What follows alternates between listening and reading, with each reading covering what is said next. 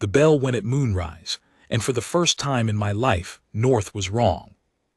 I had come up the ridge road the way I came every autumn, alone, with Ost and Brim trotting loose behind me and no bow anywhere on my saddle. Below us, Cairnwick was putting out its lanterns to see better. The great bell in the ridge tower is older than my house, and it is rung for exactly one thing. And when the ringer threw his weight on the rope, the whole plateau heard it, and the whole plateau came out of doors. The star was running. That is what we call it. That is what we have called it since before anyone thought to write it down. Every autumn, on nights nobody can predict, a pale wolf comes off the high grass and runs the ridge line east to west, low and fast, so fast that the eye keeps a smear of her after she is gone, and from the town below she looks like what she is named for, something that fell out of the sky and is still going. I was 11 the first time I saw her. I had chased her every autumn for 30 since. I had never come nearer than a field's width. That is not humility. I am the best rider in Cassenreach, and I have 300 horses to choose from, and she has beaten me on every one of them.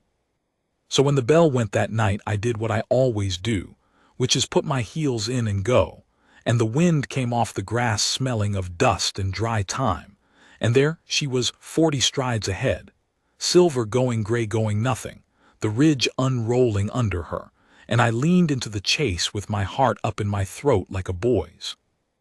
And North moved.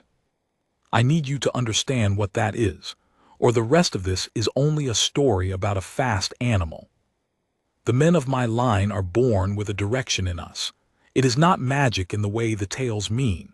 It is a small stubborn certainty behind the breastbone, and it says, North is there. It does not care about fog.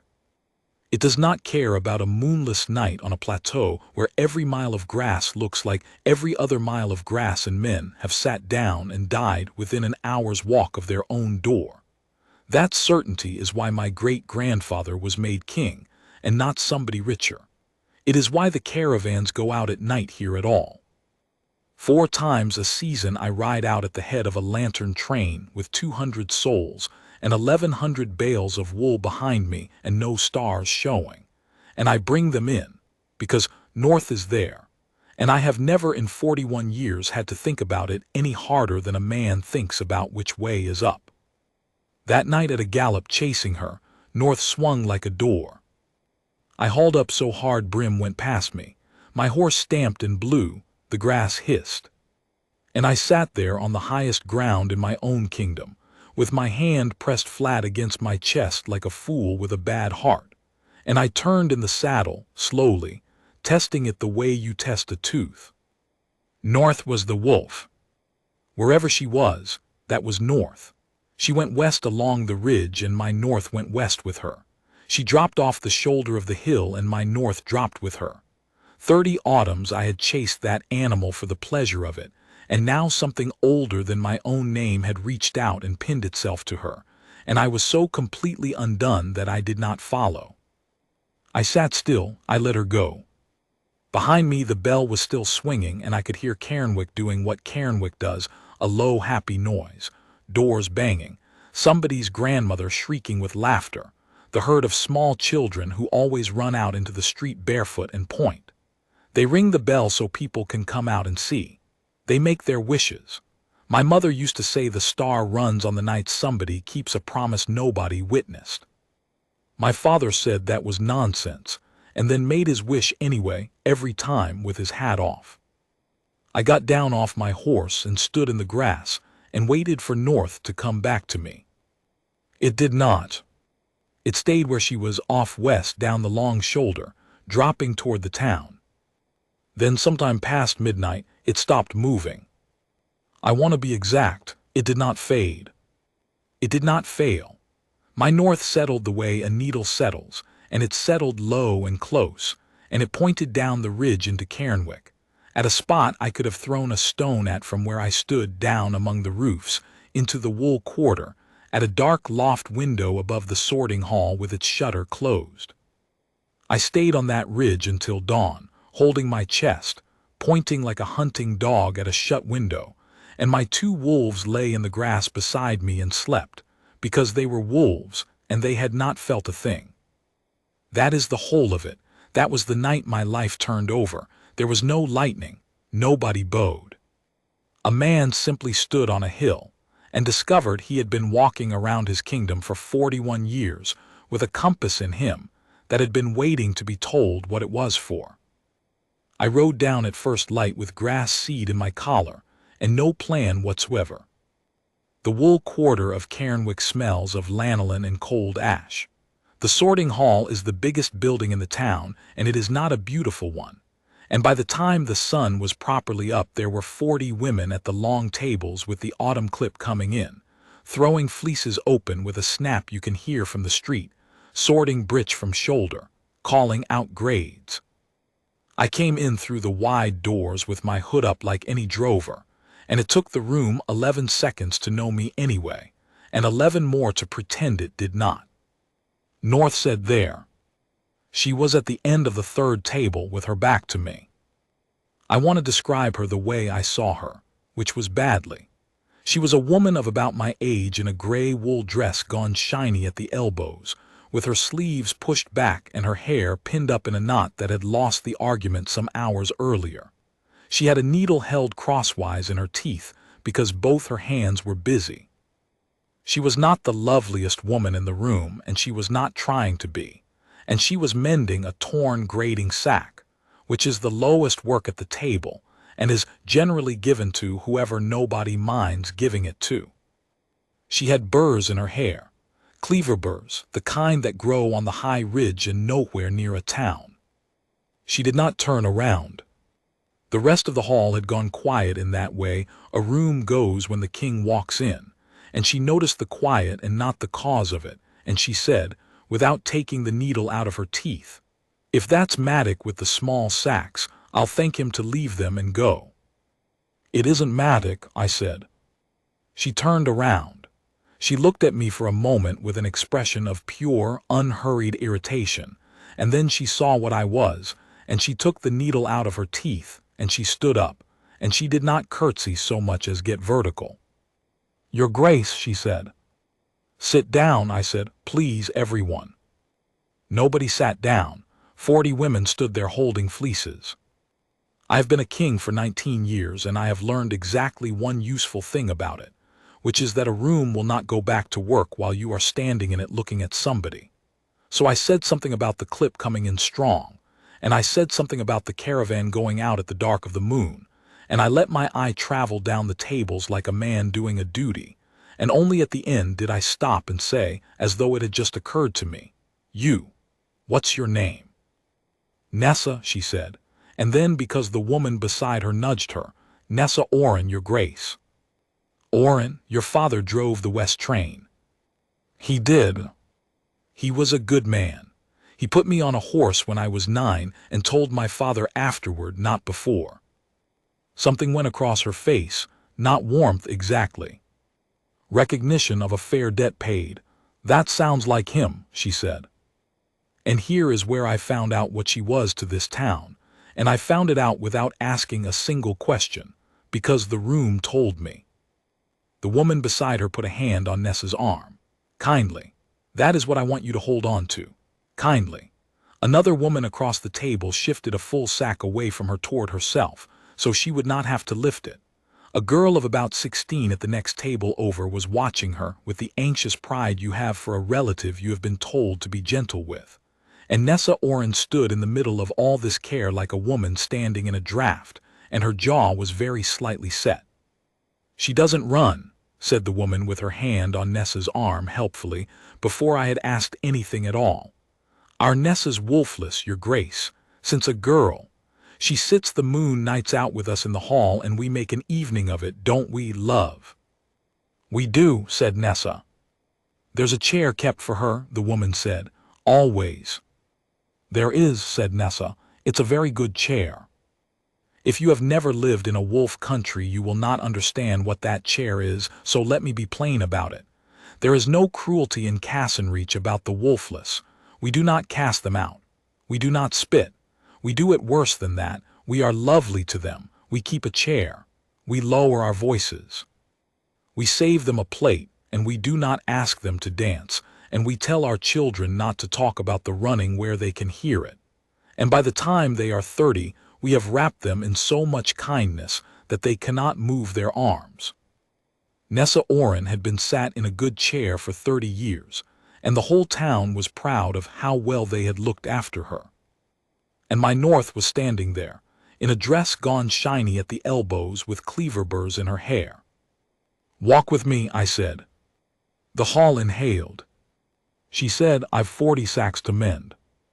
"Nessa," hissed the woman beside her. "Then I'll walk slowly," I said, "and you can bring one." She brought one. She actually brought one. She came out into the yard with a grating sack under her arm and her needle back between her teeth like a woman being marched, somewhere she has decided in advance not to be impressed by. And my wolves came up out of the shade to look at her, and she stepped around them the way you step around a puddle. Ost and Brim did not react to her. I want that on the record too.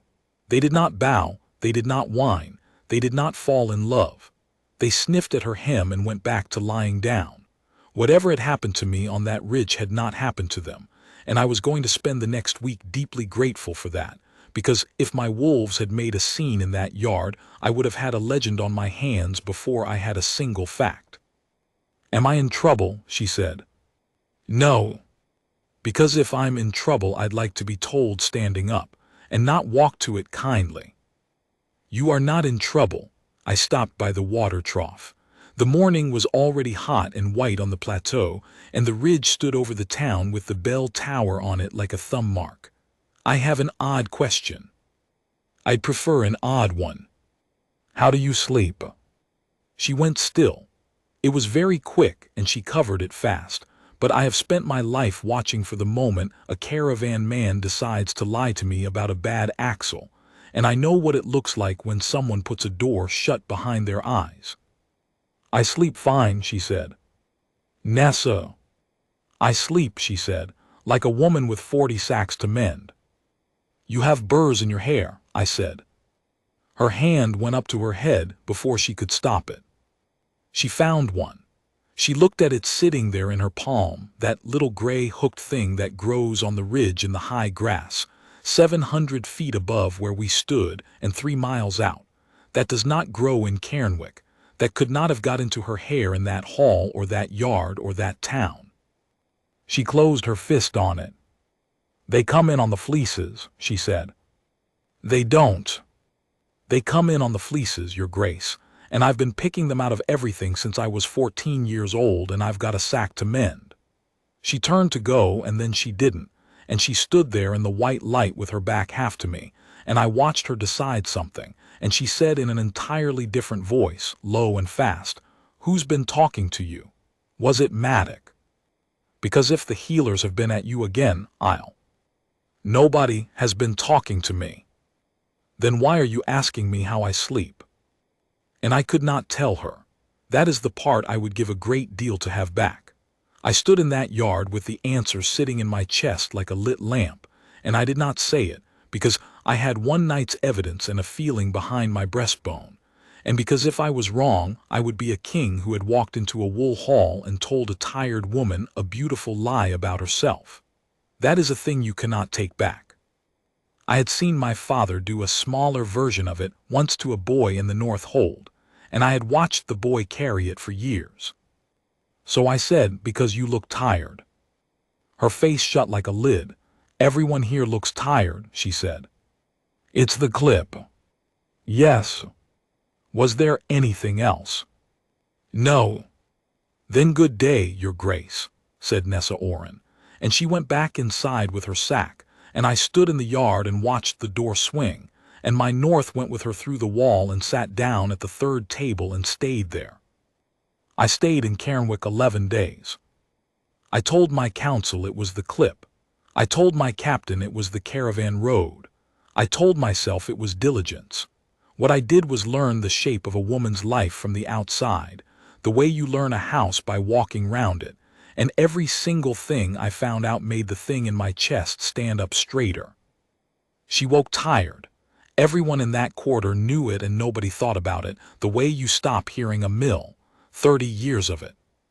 She had been a heavy sleeper as a child, and by 14 she was a girl who could not be woken between moonrise and dawn.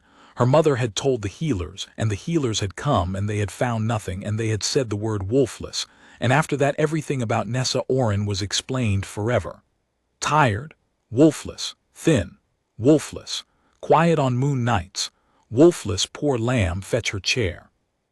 Nobody had asked a second question in 3 decades because they already had an answer they liked, and the answer had a chair in it.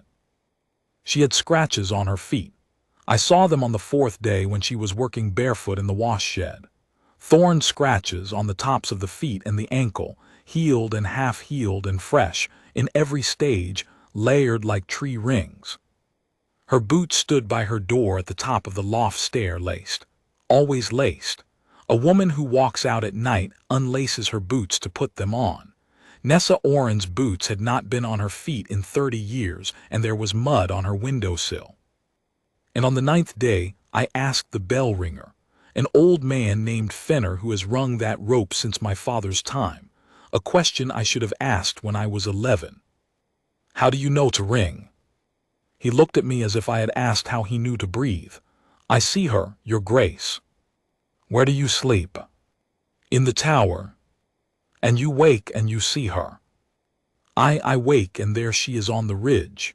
He rubbed his jaw. "Funny thing.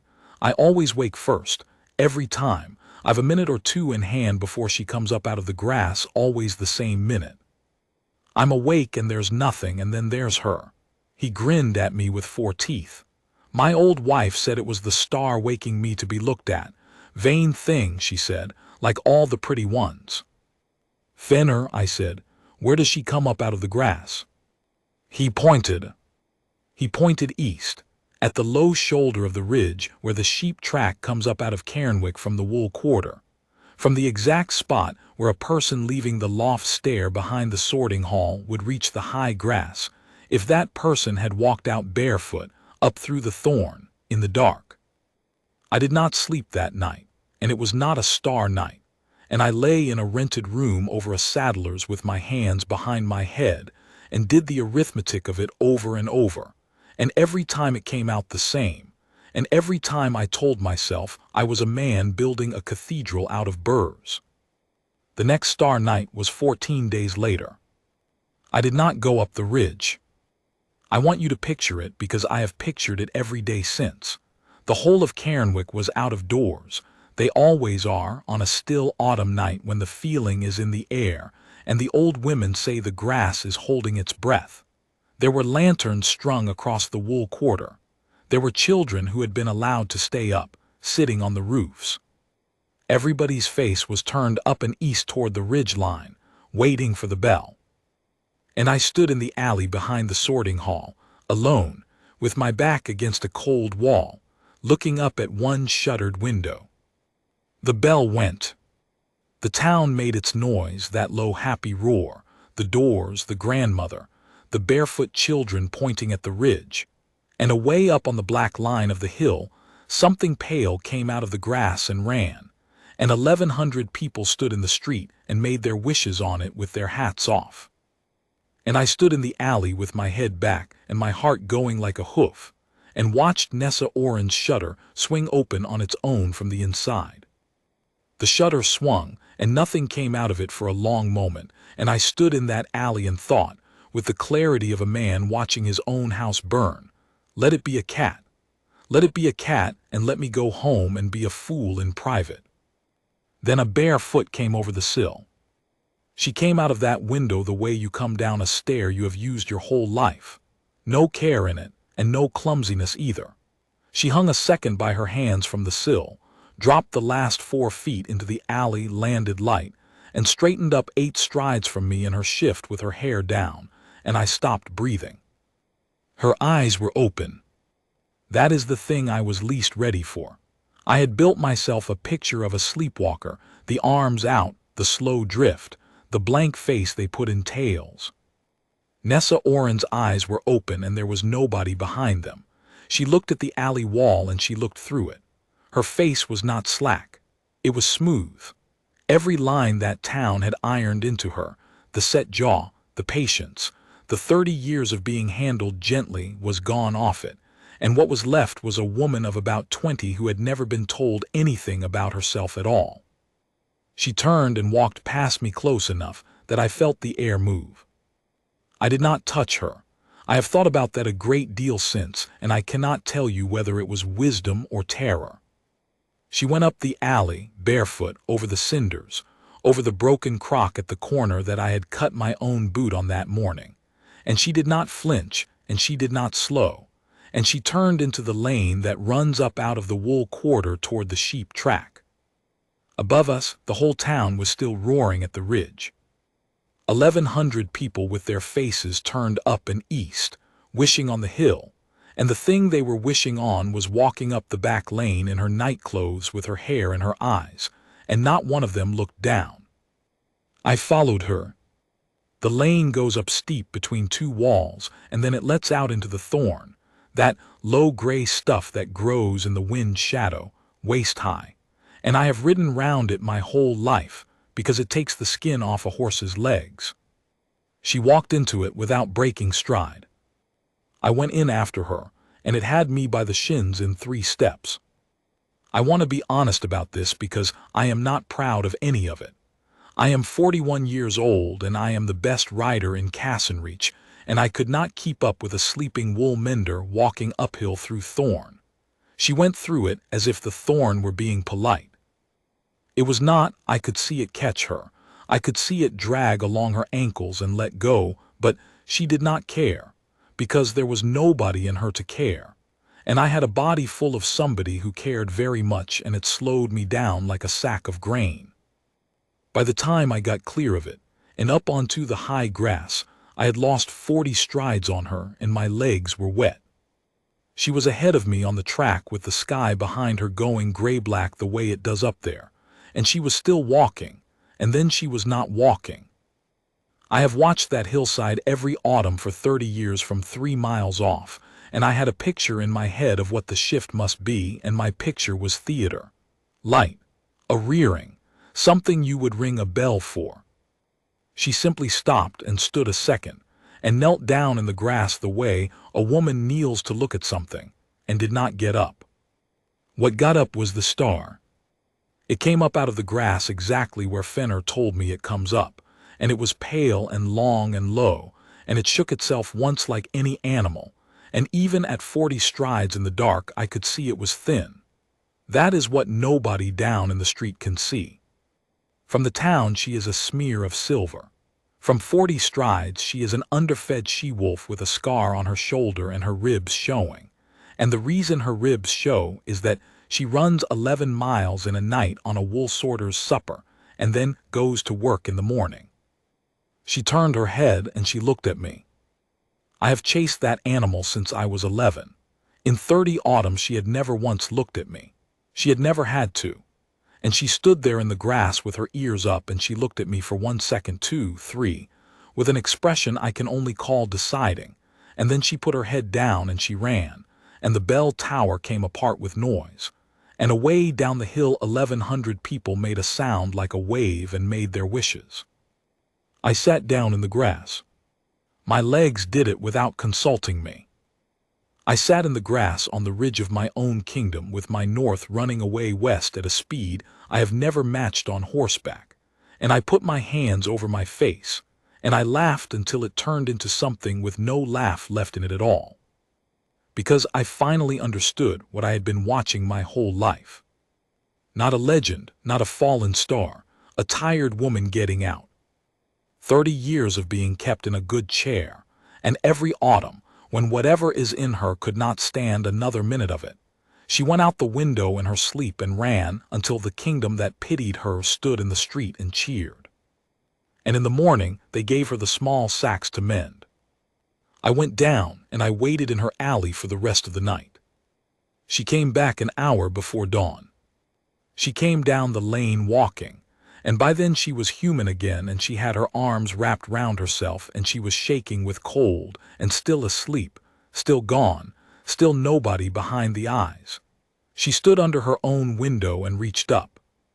There is a bracket there, an old iron bracket that used to hold a hoist for the wool sacks, and it is set into the wall at exactly the height a woman needs to get her foot in it. It is worn shiny. 30 years. She went up the wall and over her sill, and I heard the small sounds of a body finding its own bed, and then nothing. I stood in the dark under that window and looked at that bright worn bracket, and I thought about the 11 days I had spent learning her life from the outside, and I thought, there is nothing to prove. It is all proved. It has been proved in front of the entire town every autumn since she was 14, and nobody has been looking at the right end of it. And then I thought about walking up her stair and knocking on her door, and my heart went sideways in a way I did not like. Because what was I going to say? Nessa, the thing your whole town rings the bell for is you. Say it and you have handed a woman the best sentence of her life. Say it wrong, or say it a week too early, or say it and be wrong by 1 degree, and you have handed her the worst one. You have told a tired woman she is a miracle, and then you have taken it away, and she will spend the rest of her days with a chair in the corner and a king's beautiful lie in her chest. I had watched my father do a smaller version of that once. He told a boy in the North Hold that he had the family North in him. He meant it kindly. He was wrong. That boy took a caravan out at 31 and lost it in a white fog with 60 souls, because he had been told a thing about himself by a king and had believed it more than he believed the ground. I went back to my rented room over the Saddlers, and I did not sleep. She found me the next afternoon, which I deserved. I was in the sorting yard doing an impression of a man inspecting bales, and she came out of the wash shed with her sleeves up and her arms pink to the elbow, and she walked straight across the yard at me and stopped a stride away and said, "Are you courting me or studying me?" The yard heard it. The yard was suddenly very busy. "Nessa." "Because they've decided it's courting," she said. "The whole quarter. 11 days you've been here. You've bought no wool. You've inspected the same 4 bales 3 times, and you did it badly, and Maddox says you don't know a breech from a shoulder, and I could have told them that in the first hour. I don't know a breech from a shoulder." "No, you don't." Her chin was up. Her eyes were red-rimmed, and there was thorn scratch fresh on her wrist, and she had not the faintest idea how it got there. "So it's courting, they've decided, and my sister's been crying with joy about it in my own kitchen, and Ilsa's been fixing my hair when I'm not looking, and the whole street's kind about it. And if you knew what kind is in this town, you'd know what you've done to me." "I know what kind is in this town." "You do not." "You have a chair," I said. That stopped her. She looked at me for a moment. "Yes," she said, "I have a chair. They keep it for you at the Moon nights." "They do. And it's a very good chair." "It's a very good chair," she said, and something moved at the corner of her mouth that was not a smile and was closer to one than anything I had seen from her yet. And then it was gone and she was angry again, and she said, "Lo, so which is it? Because they'll be at me tomorrow either way. If you're courting me, they'll spend 6 months being happy for me, and then you'll go, and they'll be gentle about it, and I will have to live inside that for the rest of my life. And if you're studying me," she stopped. "If I'm studying you," I said. "Then it's the healers again," she said, "and I'd rather you courted me."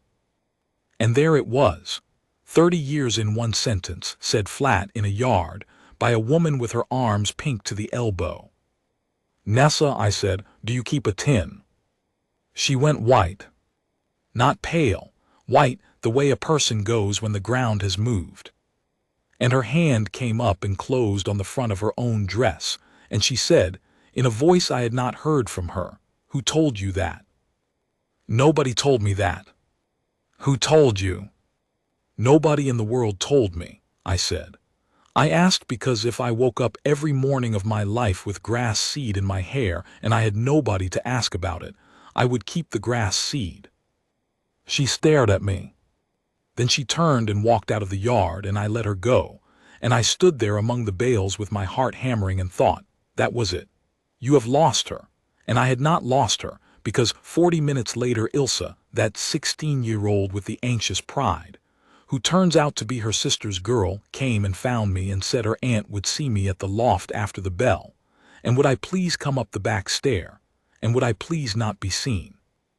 The loft is one room over the sorting hall, and it is not what a king imagines when he imagines a poor room. It is very clean. There is a bed and a table and a shelf of pressed flowers gone brown, and a good chair by the window that is plainly hers, and plainly the only comfortable thing in the place. There is a smell of lanolin coming up through the boards, and there are her boots by the door, laced, standing to attention, dust on the toes. She had the tin on the table.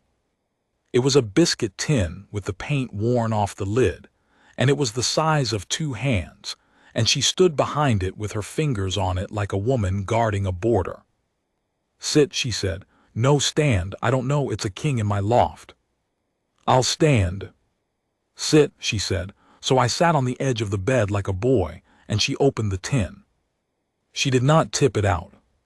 She took the things out one at a time and set them on the table in a row, and she did not look at me while she did it, and her hands were absolutely steady, and I understood after the third one that she had done this before, alone, many times, and that this was the only ceremony she had. A cleaver burr. A thorn 2 inches long, gray, with the tip broken off in something once. A feather, a hill lark's, and hill lark's nest on the high grass and nowhere near a town. A stone with a hole in it. A tooth, a lamb's tooth. 9 of them, 10, 12, 16. A little pile of the ridge carried down into a loft, one thing at a time over 30 years, by a woman who had never once been up there in her life. "I wake with them," she said, "in my hair, in my hand. Once in my mouth, and I was 14 and I thought I was dying." She set the last one down. "There. Now you know. Now you can fetch the healers and they can tell my sister I've a wandering sickness and put a bar on my window, and my sister will cry and be kind about it, and I will never be let out of doors after dark again as long as I live." "Is that what you think they'd do?" "It's what they did," she said. "Once, when I was 14 and I told my mother the truth, they nailed the shutter." Her voice did not shake. That was the worst of it. 3 autumns. I woke every morning of those 3 autumns with my hands hurting, and I could not tell you why. My mother took the nails out herself in the end. She said if it's her sickness, let her have it. She's dying in that room. And then she never spoke of it again, and I never spoke of it again, and everybody agreed it was the wolflessness, and we all got very good at being kind. I looked at the row of things on the table. 30 years of evidence, kept in a tin, told to nobody, because telling it had cost her 3 autumns of nailed shutters and a mother's face. I looked at her hands, and the scratches on them, and the tin, and the good chair by the window that was the only soft thing she owned, and then at the boots by the door with the dust on them, laced. "Nessa," I said, "why are your boots laced?"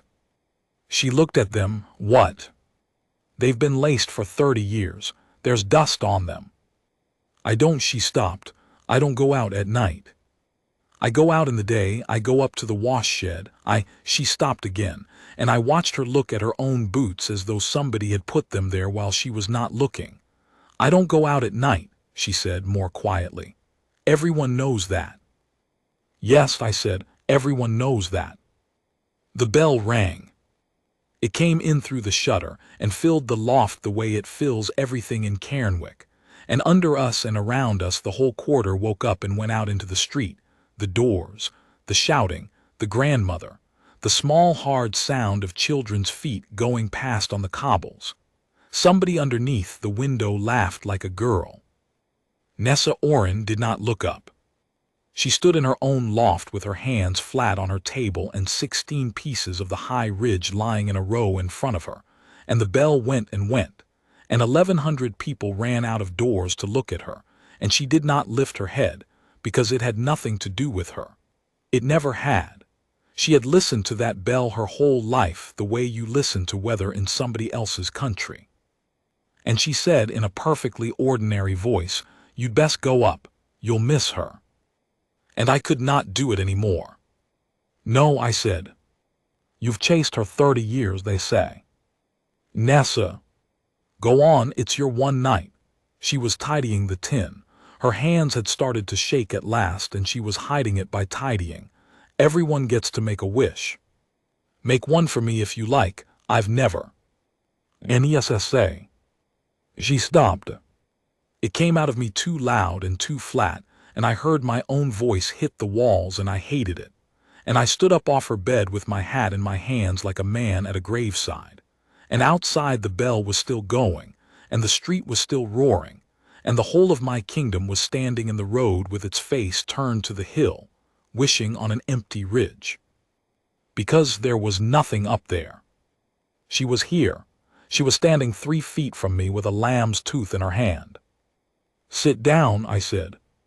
I don't want to sit down. Then stand, I said. But I am going to say a thing to you now, and I have waited 11 days to be sure of it, and I am sure of it, and I want you to know before I say it that I am not being kind to you. I have never been less kind to anyone in my life. Her face, God, her face did something I have never been able to describe. It was not hope. She had had hope taken off her at 14 with a hammer and some nails. It was the thing that lives under hope after hope is gone, and it is worse to look at. Say it then, said Nessa Oren. So I said it. The bell isn't ringing for something on that hill, I said. It's been ringing for you since you were 14. You go out that window. You go up the sheep track through the thorn, barefoot, asleep, and you kneel down in the grass, and you get up as a wolf, and you run the ridge, and my whole kingdom comes out into the street to see it and calls it a falling star and makes wishes on it with their hats off. And then you come home over that bracket before dawn and go to work, and they give you the small sacks, and they keep you a chair. The bell stopped. It stopped the way it always does, all at once, and the street went on roaring for a moment, and then that stopped too. And in the sudden enormous quiet of that loft, I heard the tin lid slip out of her fingers and hit the table. I saw you, I said, last night. I stood in the alley and I watched you come out of that window, and I followed you into the thorn, and I could not keep up with you. I have chased you for 30 years on the best horses in Cassenreach, and I have never once caught you, and I never will, and the reason my north went wrong is that it wasn't wrong. It found you. She did not move. You are not missing anything, I said. You never were. You are the thing they all come out of doors to see. Story Part 3 of 3. She laughed at me. I had prepared myself for weeping. I had prepared myself for her hand over her mouth, for her sitting down hard on the bed, for the tin going over and 30 years of the ridge scattering across the boards. I had rehearsed all of it in the alley at 4 in the morning like a man learning a speech. Nessa Oren put her head back and laughed, one short ugly bark of it, and said, "Get out of my loft." Nessa, get out of my loft. She was not laughing anymore.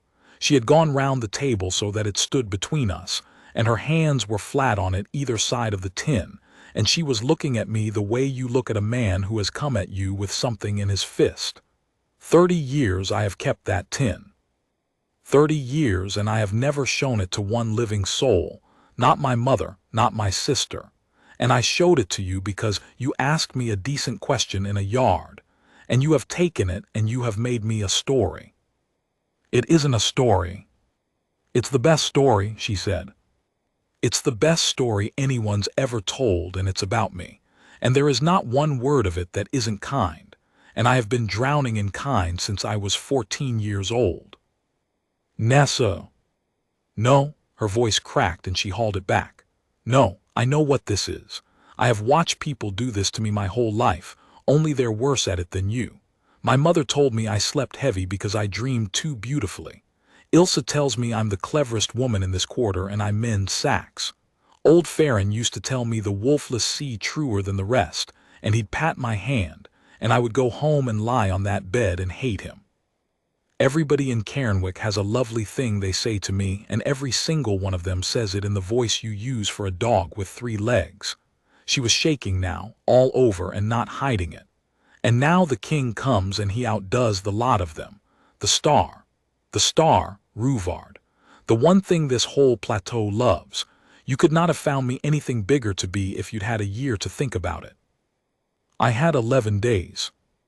Then it was 11 days well spent, she said, and you can go and be pleased with yourself somewhere else. I stood in her loft, and I did not know what to do with my hands. I have put down 2 rebellions. I have talked a caravan of 200 through a white fog at 3 in the morning by the sound of my own voice. I have sat in a room with men who wanted my chair and made them believe I did not care whether they got it. And I stood in a wool loft in front of a woman with a biscuit tin, and I could not think of one single thing to say, because every fact I owned was a kindness, and she had 30 years of practice at getting out from under kindness, and she was better at it than I was at anything. You want me to prove it, I said. I want you to go. Nessa, you have thorn in your wrist. She looked down at her wrist, fresh scratch, 3 days old on the soft side. I catch it in the shed, she said. On the inside of your wrist. I catch it in the shed. There's no thorn in the shed. There's no thorn in this town. There's no thorn for 1.5 miles in any direction, and you have it on your wrist and your ankles and the tops of your feet in every stage from bleeding to white. And you have a tin full of the high ridge that you have never in your life climbed, and your boots have been laced by that door for 30 years. Stop. And you have never once asked yourself why. I said stop. You have, I said. You've asked yourself every day since you were 14, and every time you asked, this town had an answer ready and the answer had a chair in it, and you took the chair because the other thing they had was a hammer and some nails. And that was too far, and I knew it while it was still coming out of my mouth, and I could not get in front of it. She went very quiet. Get out, she said, of my loft. I went. I did not leave Cairnwick, because I am not a good man, only a stubborn one. I went back to the room over the saddlers, and I sat in the dark, and I went through it, and I could not find the door. Here is the trouble, I could not show her. Think about it. She has never seen it. She cannot see it. She is not in there when it happens. There is nobody behind the eyes. I could put her in front of every soul in Cairnwick and say watch her go out that window, and she would have to take their word for it. And taking people's word for herself is the exact thing that had been done to her since she was 14, and it was the thing that had nearly killed her. If I brought the town to her window, I would only be doing the healers again with a bigger crowd. If I told the quarter what she was, she would spend the rest of her life being told what she was, by everyone forever, and she would be a legend with a chair. There was one witness in the world she would believe, and that witness was asleep. I sat in that room until the sky went gray, and then I got up and went and found Fenner in his tower, and I asked him for the rope. You can't have the rope, said Fenner. I'm the king. You're the king, he agreed, and you can't have the rope. My father had this rope. His father had this rope. There's been an Orin, he stopped. There's been a Fenner on this rope since the tower went up, and we ring for the star and nothing else. And if you want a bell rung for a proclamation, there's a handbell in the market and you're welcome to it. I don't want to ring it, I said. I want you to not ring it. He looked at me for a long moment. Explain that, he said. So I did. I stood in a bell tower at dawn with grass in my collar, and I told an old man with 4 teeth the whole of it, from the night north broke to the tin on the table, and I watched him go from humoring me to still, to sitting down slowly on the step with his hand over his mouth. Orin's girl, he said at last. Yes. Orin's girl. He said it again like a man checking a sum, the quiet one. The one they keep and he stopped, and his face did something, and I saw a man look back across 30 years at every moon night he had ever sat through and find her in the corner of all of them in a chair. I've waved at her, he said, in the street. In the morning after I've said, did you hear her run last night, love? And she'd say, his voice went. She'd say, I sleep too heavy, Fenner. He sat on his step and wept, an old man with the rope hanging over his head. Then he wiped his face on his sleeve and said, What do you want me to do? I want you to wake up, I said, the way you always do a minute before, and I want you to leave the rope alone, and I want you to bring her up here to look. It took 21 days. That is the part the tale tellers will cut out if this ever becomes a tale, and they will be wrong to. 21 days of me not going near her. 21 days of Fenner sleeping badly in his tower. 21 days of Cairnwick deciding that the king had courted the wolfless woman and been refused, which is the version they landed on, and which I let stand, because it was the only mercy I had left to give her, and it cost me nothing but my dignity. I did not speak to her. I saw her twice at a distance in the yard with her sleeves up. Once she looked up and saw me and looked away with no expression at all, and I went back to my room and sat on the bed with my hands hanging between my knees for an hour. And on the 21st night, the grass held its breath. Fenner came for her himself. He knocked on the loft door in the evening, an old man she has known her whole life, and he said, I made him tell me afterward, word for word, and he told it badly, and I have never heard anything better, he said. Nessa, I've something in the tower that's yours, and I've had it 30 years and I never knew. Will you come up and see it, and if it's not yours I'll never say another word. And she came, God knows why. She came in her shawl with her arms folded, up all 106 steps in the dark, and I was standing at the top of them with my hat in my hands. She stopped 4 steps down when she saw me. No, she said, and turned. Nessa, Fenner had her sleeve, gently an old man's hand. Nessa, love, look at me, have I ever been kind to you? She stood on the stair. And then slowly she said, yes. I, said Fenner, I've been kind to you your whole life, and I've been wrong about you the whole time, and I'd like to be right about you for 1 hour before I die. Will you sit down? And Nessa Oren came up the last 4 steps and did not look at me, and sat down on the bench under the bell. We waited 2 hours in that tower, and nobody said anything. I want to tell you what that was like, and I cannot. She sat on the bench with her arms folded and her jaw set, and she looked out at the black ridge, and she did not speak one word to me for 2 hours. Fenner dozed against the wall with his mouth open.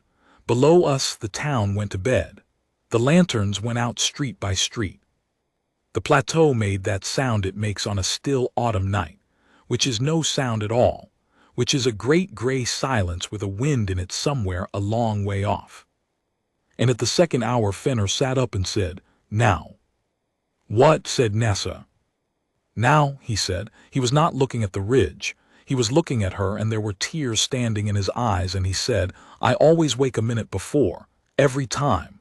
30 years I thought she was waking me to be looked at. He pointed east with a shaking hand at the empty black hillside. There's nothing there yet. Watch the track, love. Watch the head of the track. And Nessa Oren turned and looked at the ridge, and her own body was sitting on a bench beside her, and there was nothing coming up out of that grass, and there never would be, because she was here.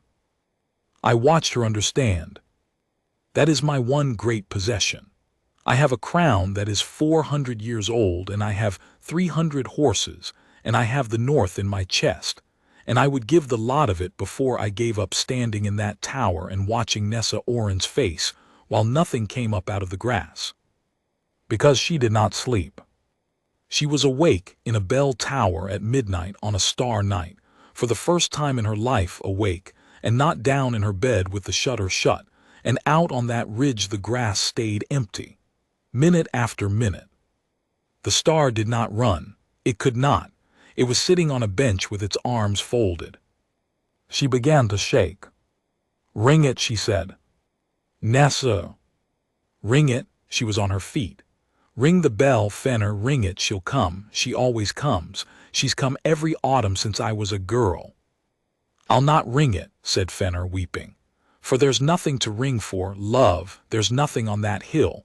There's never been anything on that hill but you. And she turned round and she looked at me.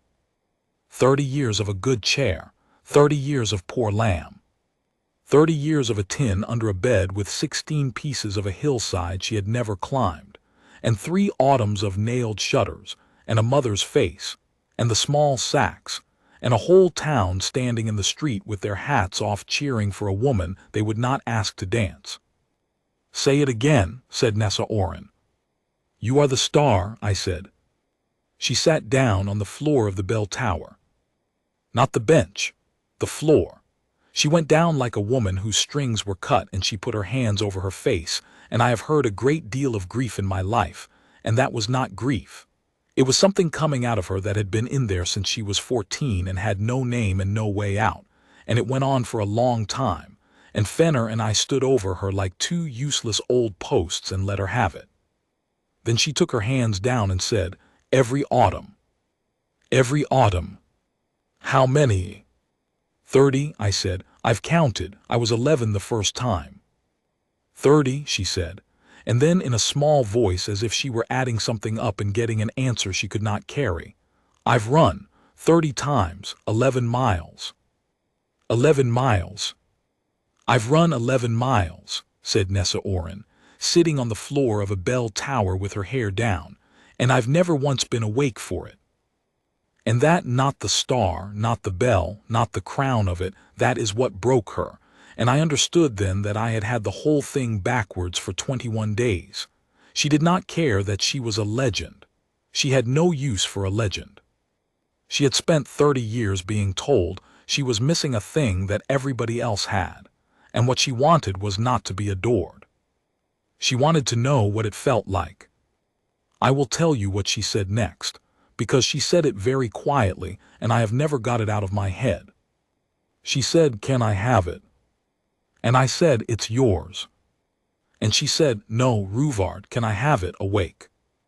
Here is what nobody in Cassenreach knows, and what I learned in the 8 weeks after that night, and what I will not put in any chronicle. Nobody could tell us. There is no book, there is no elder in a cave.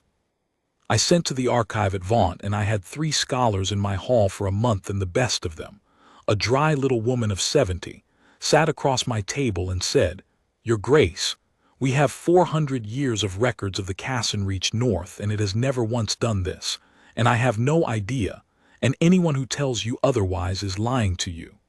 And I liked her enormously, and I sent her home. So we did it ourselves, a king and a wool mender in the dark on a hillside, like 2 children with a puzzle. It took her 4 months, and I want to be honest about how it went, because the songs will say it was destiny, and it was not. It was work. She walked the track in the daylight until she knew every stone of it, on the theory that the sleeping her knew it and the waking her ought to catch up.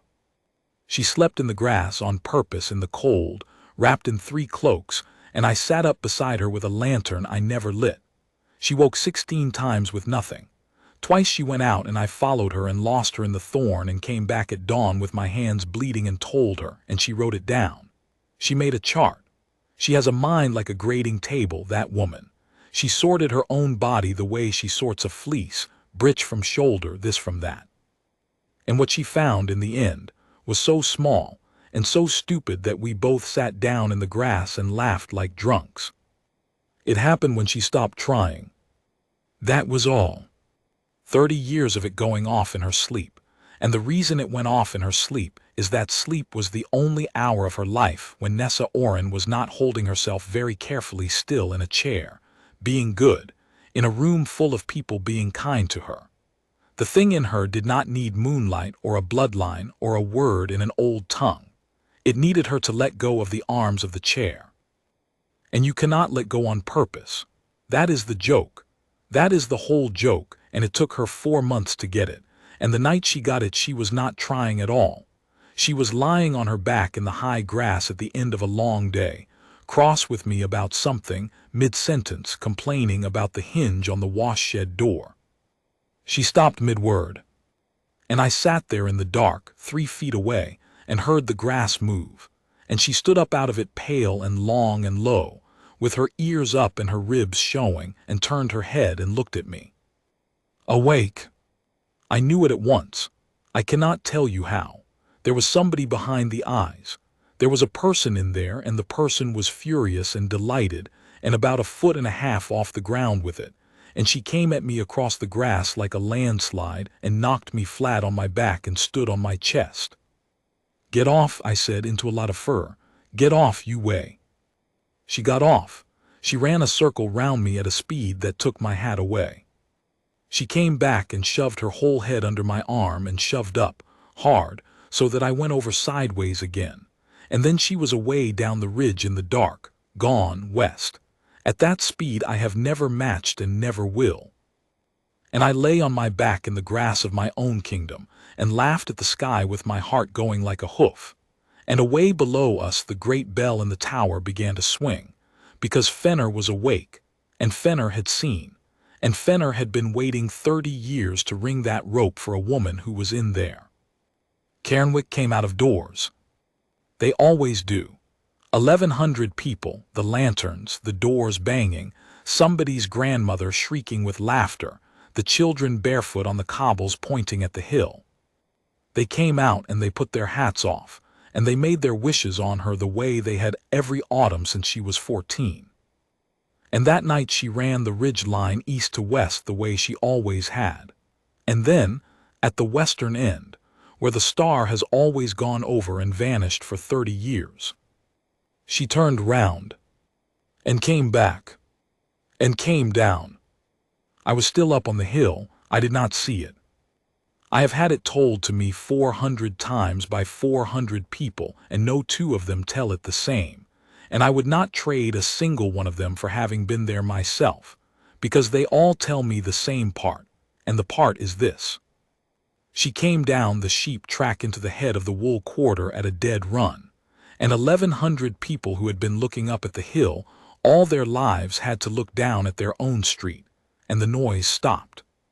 She stopped in the road in front of the sorting hall.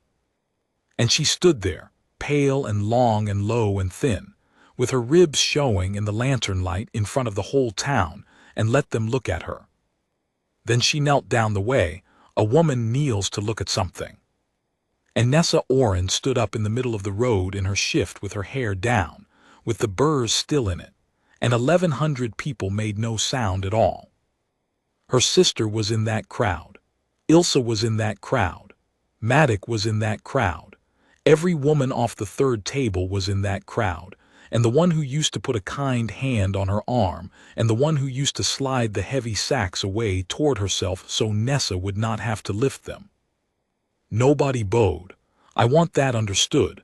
This is not that kind of country, and it was not that kind of night.